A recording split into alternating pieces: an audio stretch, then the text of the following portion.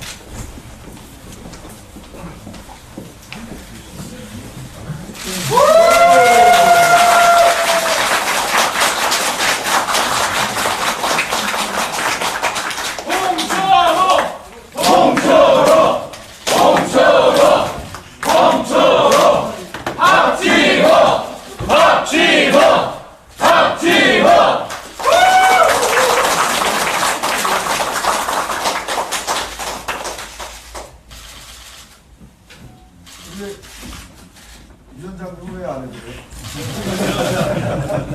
상희 씨, 성에 둘, 셋! 김종인! 김종인! 김종인!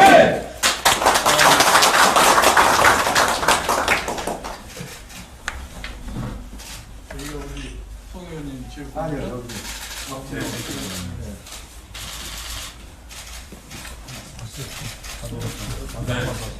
이렇게 총괄선대위원장님께서 김포에 방문을 저는 진심으로 환영합니다. 저희 김포 각 지역은 지금 많이들 민주당이 우세하다고 생각을 하지만 청년 박진호가 반드시 선대위원장님의 기시를 따르고 또 반드시 보수의 가치를 지켜서 보수의 깃발을 꽂도록 하겠습니다. 많이 도와주십시오.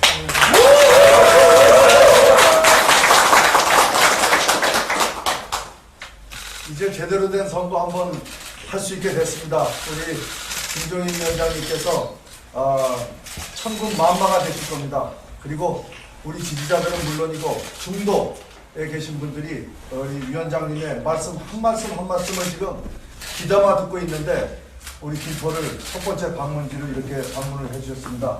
우리 김포에 또 박진호 후보에 또 저의 든든한 후원자가 오셨으니만큼 힘이 크게 되리라고 생각합니다. 꼭 필승으로 당과 위원장님께 보답하겠습니다.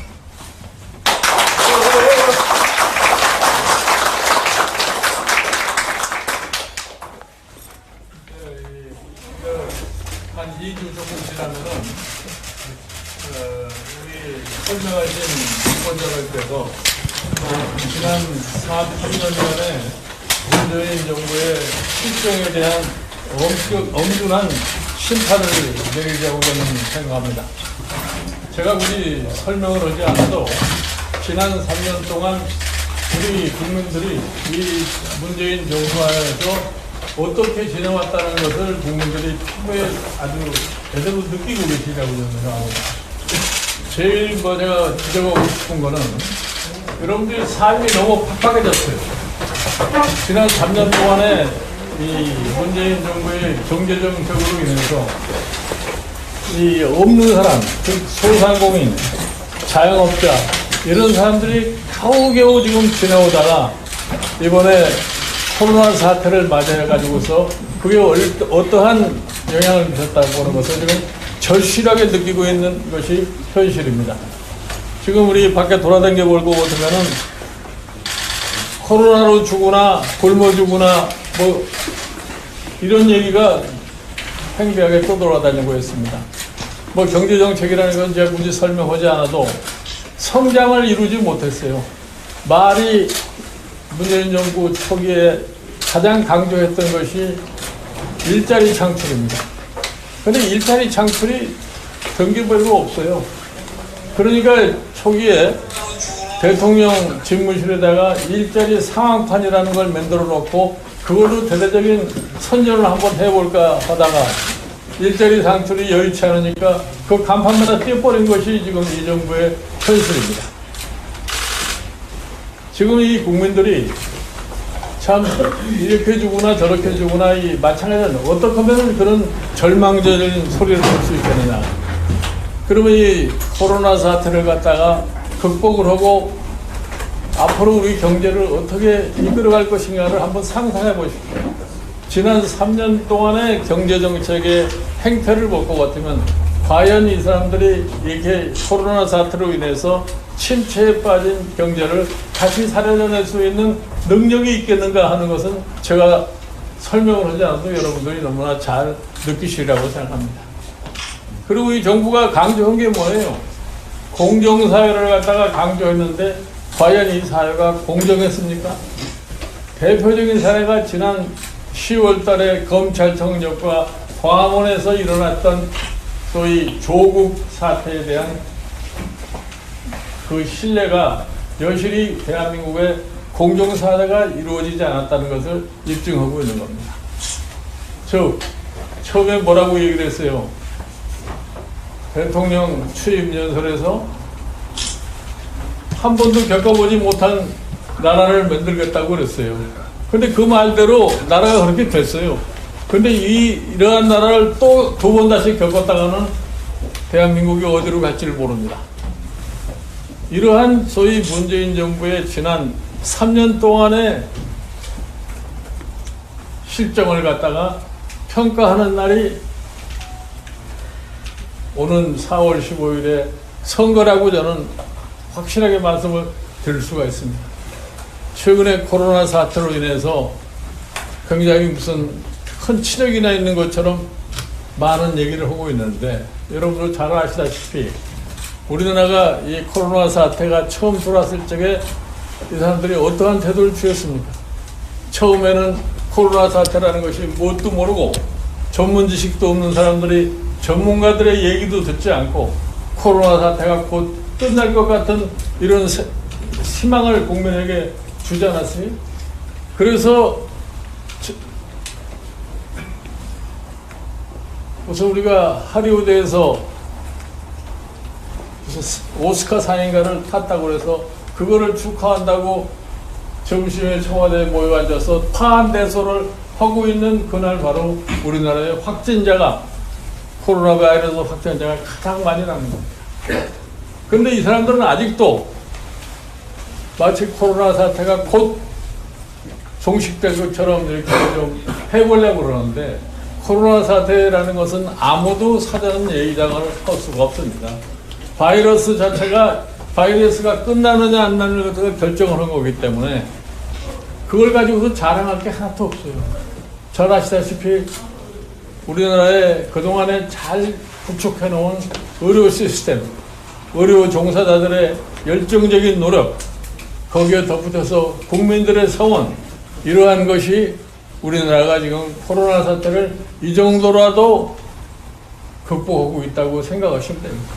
그리고 정부는 이러한 사태가 일어나면은 당연히 해야 할 일을 한 것이지, 이 자체를 가지고 무슨 대단한 업적이나 내린 것처럼 이렇게 생각해서는 안 됩니다. 우리가 이 코로나 사태라고 하는 것을 빙자해가지고서 마치 우리 4.13, 4.15 총선에서 지난 3년간의 이 사람들이 잘못된 정책들이 덮어질 수 있는 것처럼 착각하고 있는 겁니다. 제가 여기 선거대책위원장으로 취임을 하면서 이런 얘기를 했어요. 코로나 사태라고 하는 것을 발생해서 보니까 가장 피해를 보고 가장 생존의 위협을 느끼는 사람들이 소상공인, 자영업자, 거기에 종사하는 사람들. 그래서 이런 사람들의 생활 대책을 마련하기 위해서, 재원을 확보하기 위해서 정부 예산을 조정을 해서 한 100조 원의 예산을 만들려고 하는데, 왜 제가 그런 말씀을 드렸냐 할 것 같으면, 지금 정부의 예산은 작년 예산 대비 10% 가까운 증액을 해놓은 예산입니다. 전부 512조의 예산을 갖다 편성을 했는데, 모든 국민이 경제적으로 어려운 이런 상황에서 정부도 고통을 같이 진다는 이런 측면에서 정부도 예산을 절감을 해야 할 필요가 있지 않느냐. 그래서 정부가 예산을 절감을 하면은 그 예산을 갖다 가지고서 우리가 코로나 사태로 참 어려움을 겪고 있는 이 자영업자나 소상공인 같은 사람들을 사전에 좀 대비할 수 있는 그러한 재원을 확보를 하라, 이렇게 얘기를 했는데도 거기에 대해서 또 논쟁을 벌이는 것 같습니다. 예산 편성해 놓은 예산을 왜 합감을 해야 돼, 이게 조정을 해야 되느냐? 그거는 상식적으로 맞지 않는 얘기예요. 원래 예산의 조정이라는 것이 제대로 하려면 정부에서 국회에 동의를 얻어야 되기 때문에 제가 이런 설명을 했어요. 지금 20대 국회가 한 달 정도 남았습니다. 선거가 끝나고. 그러면 그때 조정을 갖다가 하든지, 그것도 안 된다고 할 것 같으면 대통령이 헌법상에 갖는 권한을 가지고도 충분히 그것이 가능합니다. 근데 이러한 소위 가능성을 제시를 했음에도 불구하고 전혀 거기에 대한 정확한 답변을 못해요. 저는 이것이 이 정부의 한계라고 생각하는 사람입니다. 여러분들, 우리가 다시 한번 투표 한번 잘못해가지고서 후회를 하지 맙시다. 후회하는 날은 모든 것이 다 지나간 날이에요. 그때는 후회해봐야 소용이 없습니다. 저는 우리나라의 지금까지의 위정자들이 하는 소리가 뭐냐면, 선거 때는 기가 막힌 약속을 하고 취임사에서는 아주 번지르는 문장을 갖다 많이 씁니다. 그러나 그거를 지키지 못하면은 국민들이 어떠한 반응을 보였다는 것이 우리나라의 정치 역사에서 잘 입증을 해주고 있습니다. 그래서 저는 이번에 이 수준 높은 대한민국의 유권자들이 절대로 지난 3년을 잊고서 투표를 하지 않으려고 생각합니다. 이렇게 저는 여기 김포의 두 지역에 출마하신 우리 홍철호 의원님과 가장 이 공천 중에서 젊은 우리 박찬호 후보가 이번 4.13 총선에서 기필코 승리를 해서 미래통합당이 올바른 방향을 향해서 나갈 수 있도록 많은 협조를 갖다 해주시기 당부드립니다.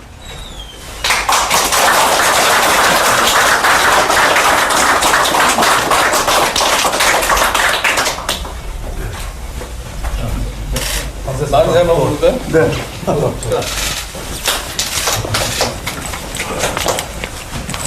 미래통합당 만세로 했습니다. 원거승리 만세 기본. 미래통합당 만세!